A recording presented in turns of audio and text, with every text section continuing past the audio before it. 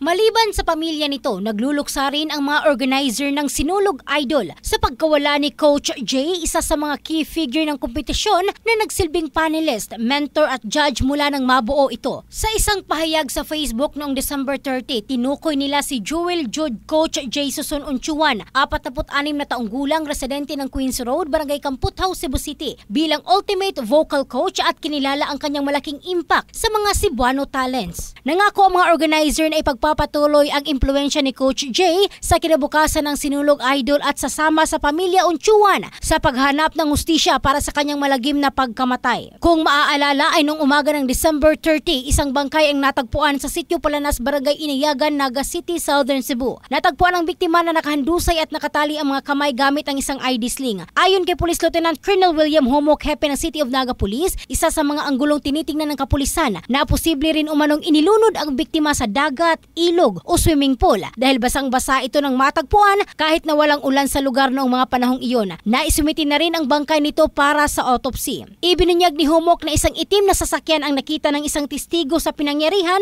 bago natagpuan ang bangkay ng biktima. Napag-alaman na si Unchuan ay nagmamay-ari ng isang itim na sasakyan na sa ngayon ay missing. Ang naturang sasakyan ay akma sa description ng witness, kaya't hindi inaalis ng pulisya ang posibilidad na ang nakita ng testigo ay ang mismong kotse ng biktima na umano'y pinagkargahan ng kanyang katawan. Batay sa GPS ng sasakyan, nasa Mandawi City ito noong Sabado ng gabi at pagkatapos nito ay namatay na ang tracking system. Ang bahaging ito ay hatid ng DriveMax Adult Herbal Capsule, lalaking laging umaangat. In the heart of changing lives, ito si Michelle Craste ng Brigada News Philippines, The Music News Authority.